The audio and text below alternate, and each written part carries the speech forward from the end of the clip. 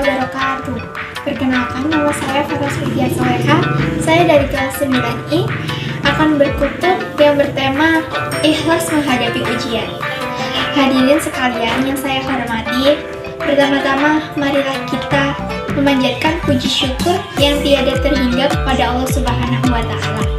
Karena Allah telah memberi kita karunia dan nikmat yang sangat besar. Karunia dan nikmat itu ialah umur yang panjang, kesehatan yang baik, dan kesempatan yang luang sehingga kita semua bisa menghadiri acara kultum hari ini. Hadirin yang dirahmati Allah Subhanahu wa Ta'ala, untuk mengukur sejauh mana kadar keimanan dan kesabaran seseorang, maka Allah Subhanahu wa Ta'ala menimpakan suatu ujian. Semua manusia pasti mendapatkan cobaan atau ujian. Hanya saja ujian itu ada yang ringan dan ada pula yang berat. Ujian itu ada kala berupa kenikmatan, misalnya harta benda, jabatan, dan sebagainya. Ada pula dalam bentuk yang tidak menyenangkan, seperti musibah dan penderitaan.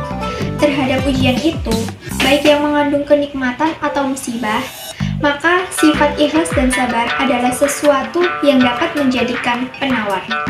Ikhlas akan memancarkan sinar yang memelihara seseorang sehingga ia tidak jatuh kepada kekufuran. Sebab banyak kasus orang yang ditimpa musibah kemudian imannya menjadi lemah lalu kufur, yaitu murtad. Jika ujian hidup dihadapi dengan sabar, ikhlas, tidak berkeluh kesah, tidak berikhtiar mencari jalan pemecahnya secara baik, maka Allah pasti memudahkan bagi kita dalam urusan ini.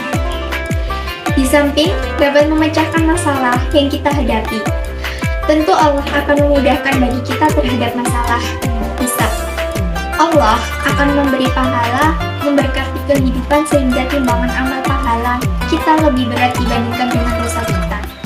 Jadi, jika seseorang itu mampu menghadapi ujian dengan sabar dan ikhlas, maka ia termasuk orang yang lulus dalam menempuh ujian itu.